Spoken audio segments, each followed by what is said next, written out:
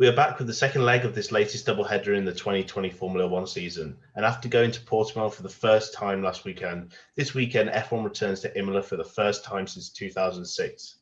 Welcome back to the Grid Talk podcast. Today we'll be previewing the Emilia Romagna Grand Prix at Imola. Hosting today will be me, Louis Edwards, and joining me are engineering student Owain Medford. Hello. And F1 writer Garry Sloan. Hi. We are recording this literally just over 24 hours after a bit of a crazy race in Portimao and getting over that. But diving straight into the next race, starting with Mercedes, Garry, is Imola. We haven't raced there in a while. You're only going to get one session of testing on a Saturday, but it does look like a track that could probably favour Mercedes this weekend. Yeah, I think so. And given their strength and depth of the team, I would expect them to be out in front yet again. I think they'll work their way around whatever hurdles are thrown at them. I mean, they're just at this stage, they are just looking just supreme. Yeah, they are absolutely unstoppable. And then Lewis Hamilton, Owain, he's just won his 92nd Grand Prix, beating Schumacher's record. Schumacher actually has 7 wins at Imola, so I think he'll definitely be wanting to at least be on his way to beating that record, even though we're probably only going to be racing here once. Yeah, I think so. It's a strange track, of course, back to 94 with the tragic events, 2 drivers killed, spectators injured, mechanics in the pit lane injured. It was just a whole so it's a strange one for them to be going back to. I hope they do show a bit of deference to what happened there as well in the good old days when it was the San Marino. But Hamilton, yeah, he's on a charge. You got to feel a bit for Bottas, at the weekend where topped all the sessions and then when it counted was pipped to the post. Yeah. Right, now moving on to Red Bull Racing, Owain. I don't think they're going to really be able to challenge Mercedes much this weekend, and it looks like they'll probably lose the Constructors' Championship to Mercedes this weekend. What do you think Verstappen and Albon will be able to sort of achieve at Imola? I mean, I kind of think Red Bull won't have obviously the straight line speed advantage, but obviously, with the amount of downforce that they can produce, they might be able to sort of, back that off a little bit and make up some of the difference on the straights. And we know that Mercedes sometimes will set up their car to run only out in front. So, if there's any sort of issues for Mercedes or they end up out of position, which is a little bit unlikely, but, if anything like that happens, the Red Bulls might have a chance to attack them. I say the Red Bulls, I mean Max Verstappen really, because after last weekend, I'm not sure the ignominy of being lapped by a teammate is going to do much for Albon's confidence, and he's only got a week to get over it really. So it's going to be picking up the points really for them, but I think Red Bull will have known that, they weren't going to win the Constructors very early on at this point. Yeah, it's going to just be another race of getting probably another podium, most likely. But what do you reckon would be actually like a good sort of result for Albon this weekend? You've mentioned like you got lapped by a teammate last weekend. The weekend before was a really poor race. What can Albon do to, to actually maybe have Helmut Marko consider him for next year? Well, I think he can't be finishing any lower than 5th, to be honest. To be 12th is just not on, and he needs to be way higher up, because he really needs to be, with the Red Bull probably on balance being the second fastest car, he needs to be in 4th at in the best will in the world, and only be pipped by a spirited performance by some other team, pushing down to 5th. But he can't be any lower than that for me. Yeah, definitely. Talking to spirited performances, Garry, moving on to Racing Point. It looked like Perez had a lot of pace in that car last weekend, but it didn't quite manifest in the race, with him finishing 7th and Stroll having a bit of trouble with Lando Norris. But I think, you reckon Racing Point will definitely be able to bounce back this weekend and try and secure that? Well, I think so. There's a bit of motivation on both the drivers' fronts. I mean, obviously Stroll's went off the boil a bit. Didn't have a good weekend, taking out a couple of other drivers. We're all heavily criticising him. So I think he'll want to put his hat back in the ring. Perez, of course, he's not got to prove anything to any teams wanting to sign him. I think he'll want to keep outperforming Stroll just for his own personal satisfaction, maybe to highlight to the team that they've maybe not made the best of moves. So yeah, I think they'll be strong. I think they've had went off the boil a bit, but yeah, I think they'll come good. I mean, certainly they've got it all to play for. That midfield battle's critical to them all, especially on the money front. Even if you've got a few billion in the bank, you still don't turn down a few million. No, you're totally not. You speak of that point. It's currently only 6 points separate Racing Point in third and Renault in fifth, with McLaren sat only 2 points behind Racing Point in fourth. You know, that's an incredibly tight battle, and both drivers need to be focusing as much as possible this weekend. Yeah, definitely, and I think they will. I think Stroll particularly. I think he's got to prove his doubters wrong, which he has to do all the time, and he always says he proves them wrong on the racetrack. So I think he'll be well up for it, well motivated.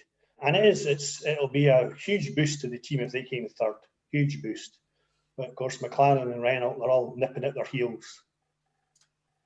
Definitely. Speaking of McLaren, Owain, it was looking like a bit more of a positive race for McLaren. Lando Norris and Carlos Sainz had an amazing start up to first place. Lando Norris was having a fairly good race until he had that collision with Stroll that we mentioned earlier. But it's looking like that McLaren is after stalling a bit, it seems to be getting faster. And do you reckon they could potentially overtake Racing Point this weekend? Yeah, I think the McLaren is sort of like after that change in aero philosophy, like you say, they did have an issue sort of getting it back up to speed, getting on top of it, understanding it and all that. But McLaren knows how to set up a car, and they're obviously with this reduced running, they're one of the only teams that will still have some data based on the the last time we came to Imola. You'd think, and they're not going to be able to. The other teams aren't going to be able to gather that much data to get back up to speed. So maybe that will help them with a bit of insight. Otherwise, their two drivers are, they seem to be obviously they're very, very good. They work together. They're not going to get in each other's way or anything like that. And I think that McLaren know how to set up a car, and they have been able to fight with who I see as their biggest rivals, which is the Renaults. Really, I think that's their benchmark. But they do seem to be able to get mix it up against them with a bit more downforce in the corners, which will help because there's quite a lot of high speed corners at Imola. Yeah, McLaren's sort of qualifying pace has been letting them down, so they've been ending up behind the Racing Points and the Renaults. Do you think that will be their focus this weekend? With the limited running, they'll be wanting to get up as high as possible on that grid for the race. Yeah. Sorry. On you go. I was going to say, any confidence you're going to be able to pick up in the early sessions is going to be a big help. And obviously qualifying ahead of people, just gets you so much track position. But, following might also be difficult because it's, like I say, it's high speed corners and it's sort of all over the place. So it might be difficult if you can't get in front of people, which they'll need to do well in qualifying, I think. Garry, do you want to add anything? Yeah, they've got to get it right on Saturday. Absolutely. Starting behind the Reynolds and the Racing Points, not going to do them any favours. I think the drivers will be well pumped up. Sites, I quite liked his comment today that his dad would have been proud of his rallying skills in the first lap. So I think he's, he's ended term with that team. Nothing to lose, everything to gain. So I'd focus more on him than I would on Norris at this stage. Yeah, both drivers are working well, and of course Sainz, he's still got a lot to prove. A lot of people still to prove that he's the right man for that Ferrari job, and I think that start of the weekend was truly remarkable. Proper racing stuff. It was. Garry, we'll stay with you for Renault. It was a pretty poor weekend by Renault standards last weekend. Ricciardo saying that it was damage limitation to get 9th, which is not something that Renault fans want to hear, considering they're fighting for that third place in the championships. With the lack of slow speed corners that seems to help them, it could be another difficult weekend for Renault. I think so, and I think they went off the boil a bit. I think they took a backward step last weekend, which surprised them, but that wasn't a huge surprise, I didn't think. I think they've got a problem with Ocon. He's not performing to the level he should be performing at. You've got Ricciardo. You got to feel for Ricciardo. You sometimes sit and wonder, is he sitting at the back of his mind, has he done the right thing? Is he moving? And he seems to be gelling with the team in such a way he didn't. So I think if anybody's going to help them next weekend, it'll be Ricciardo. I think he'll pull, he's all his experience out of the bag.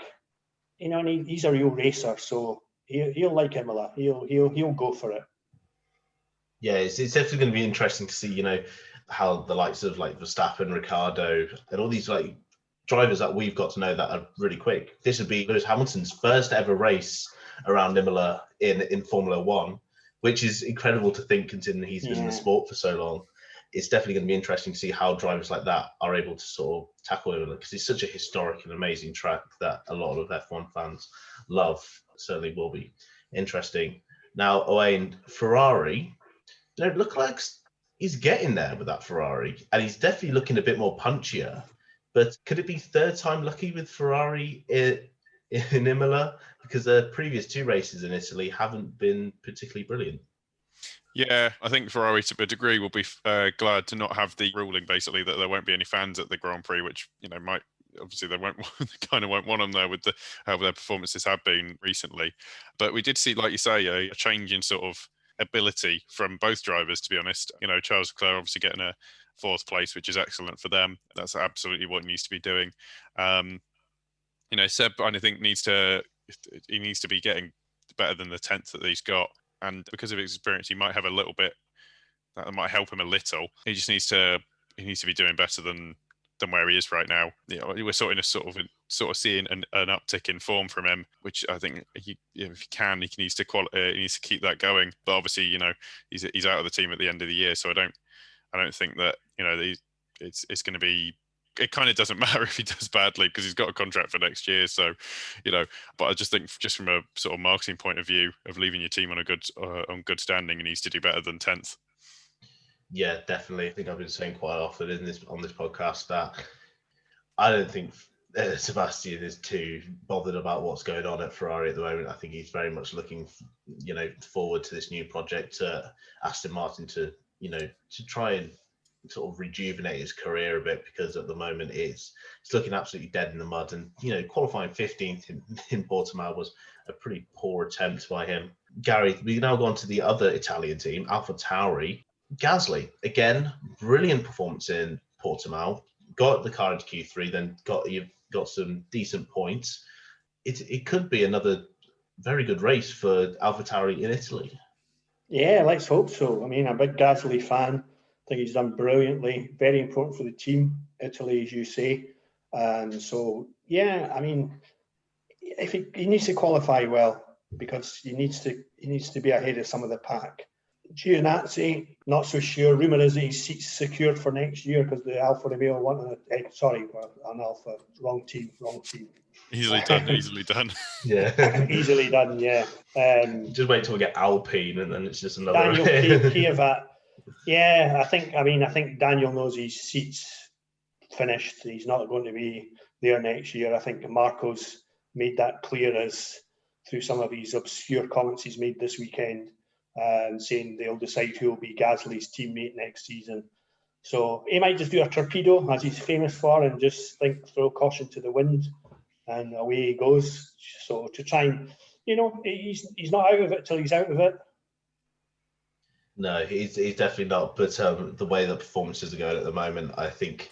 Yeah, I think he's on a sticky wicket, as you would say. Yeah, I think Yuki Tsunoda is definitely someone who's going to be looking forward to stepping into that seat next season. Now, Owain, onto the third Italian team.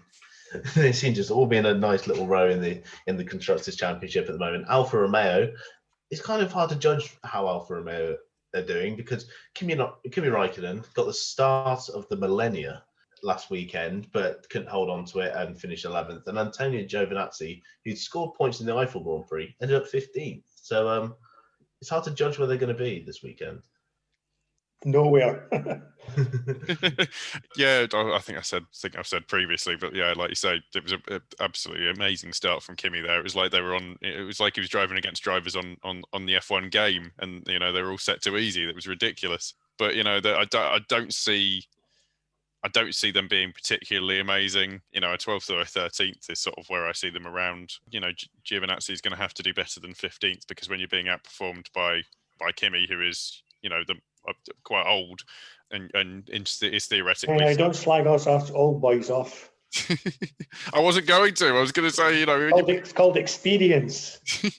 Well, speaking of experience, like Kimi Räikkönen's one of the only people who's been to Imola. He's the only one who's driven an F1 car at Imola on this grid. Yeah, there we go. He's the only one who's crashed it there as well, so he's got that out of the way. It's all good.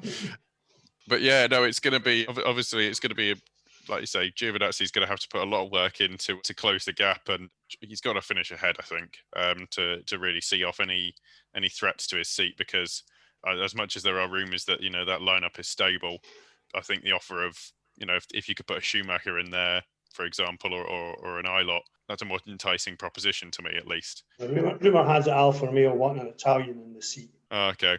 Yeah, and they're pretty adamant about that, so it rules out Schumacher anyway. Oh, right. Okay, there goes what I said out the window. There's space at Haas, so I guess that's fine for him.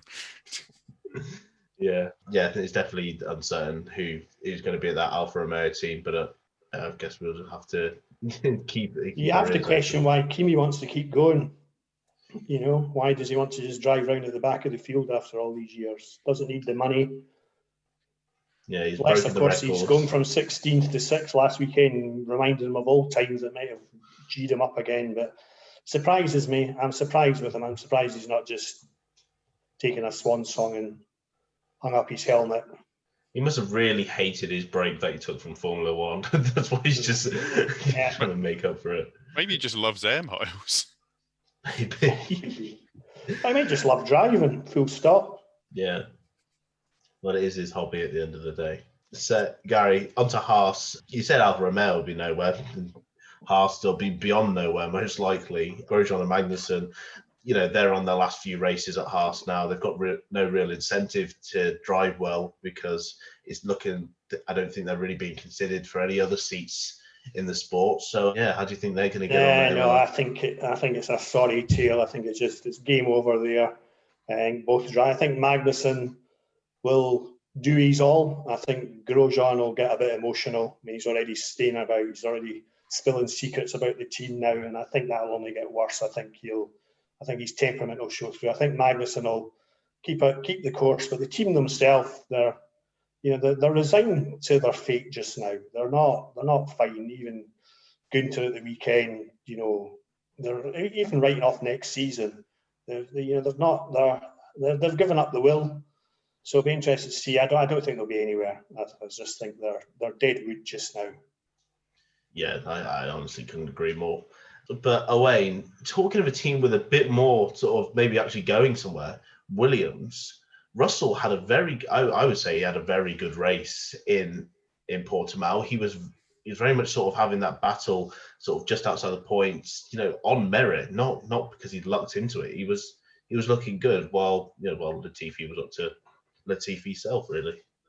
Yeah, I mean, Latifi is Latifi. He's ahead of Kvyat, which I think you could take stock in, bearing in mind the car's fast enough to go, as Gasly proved 5th. Regarding Russell, I wanted the race to finish on lap 30. I wanted biblical thunderstorms and monsoon season sort of stuff. So, because he was up in 7th at one point, but we know what Russell is like. He's going to revel in a challenge at, a fast driver's circuit, fun to go around, get the car moving around a bit, qualify well, like he almost certainly, like he always does, and hopefully pick up some points if there's close walls, there's a low margin for error at Imola. So, potential safety car, something like that.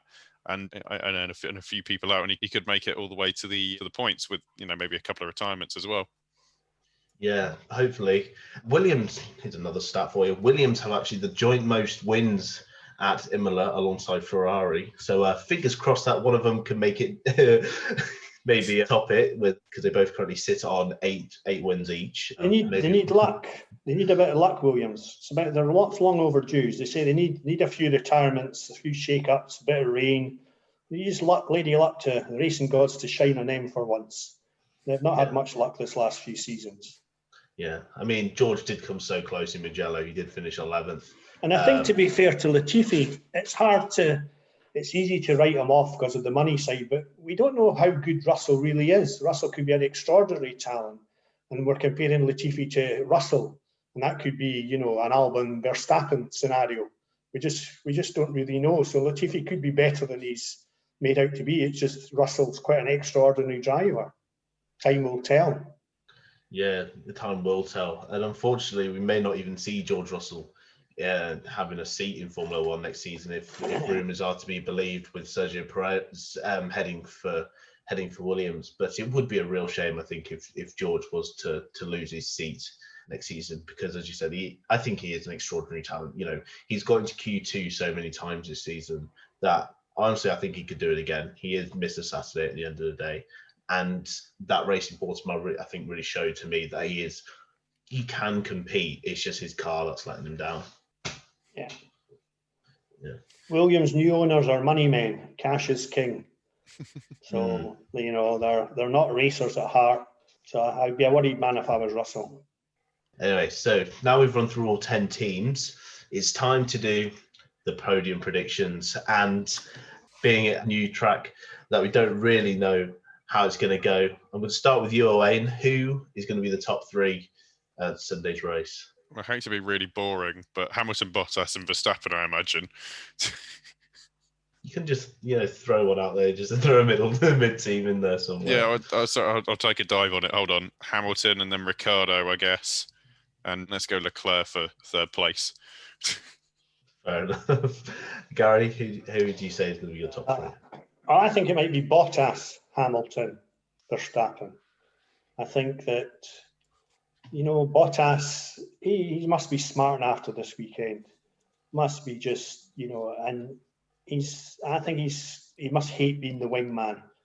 And Hamilton, now he's got the 92nd win, cruising towards the next world title. You never know. He doesn't give up, Hamilton, but I think Bottas, then Hamilton, and then Verstappen. Okay, I'm kind of going sort of with the grain here. It's, for me, I'm going to put Hamilton to win the race, Verstappen second, and Bottas third. No real particular reason. I just wish it wouldn't be, just Mercedes 1-2 most of this season. Now we move on to our bold prediction. So, Owain, what is your bold prediction for this weekend? It's, as it always is, Russell for points. Russell for points. To be honest, it's looking less. It's becoming less and less bold as the races go by. That prediction, Gary, what would you say yours? Albon on the podium. Oh, that is bold. Very bold. He needs it. He needs to pull the rabbit out of the hat. Well, he did. The last time we were in Italy, he did get a podium. So anything is possible. It goes one of two ways when you're under the pressure he's under. You either crack or you pull something special out. There's generally not any middle ground. Yeah. So there you go. Second place. I'm going to go with Vettel to finish ahead of Leclerc, but not because of any crashes, but on pure merit. I thought you were going to say not on pure merit. I thought you were going to say he's like Leclerc retires or something. No, because that's cheap. That I can't do that. I thought you said bold predictions, not fantasy predictions. Well, we on this podcast we definitely do draw a bit of a line. We do sort of walk on a very tight line between the two, but you never know. It's Formula One. It can be unpredictable, and hopefully at a new track, well, new to most of these drivers, it will be unpredictable. I mean, it's going to be new to most of the teams. I doubt there's the same people. There's still the same people a lot of the places. No, Adrian Newey, you might. Adrian Newey, a bit of Mercedes high-performance powertrains, I imagine. Probably. Can't imagine anyone McLaren. Yeah. Ferrari, there might be a few people still knocking about at Ferrari that with the only people that will be around are the commentators. That's probably true, yeah. Yeah, Brundle was working for ITV last time they raced here, so I'd be like, oh, I've used that booth before. Right. Anyway, so that's all we have for our preview of the Emilia Romagna Grand Prix. Imola now broadcasting this show live on Facebook, as some of you might know if you're actually watching on Facebook. But if you are listening to this later, we do stream all of our shows live. So if you want to hear them early, make sure to like the F1 Chronicle page on Facebook to get notified when we go live. We're now available on Amazon Music as well as YouTube, Spotify, Google Podcasts, Apple Music, Omni Studio, and Pocket Cast. Just search for the F1 Grid Talk podcast. This is episode 70, so we have well over 60 well, 60 shows as a back catalogue, including interviews with Pirelli's manager of Formula One, Mario Isola, and some more sort of story pieces on the likes of Ayrton Senna. You can check out our subreddit, which is the F1 Grid Talk, and you can also contribute to our Patreon for better lights and better recording equipment for all our hosts and guests. We will be back on Saturday for the qualifying review, so do make sure to keep an eye out for that and tune in. So that's all from me. My name's been Lou Edwards. Thank you so much for watching or listening. Goodbye. Bye. Cheers.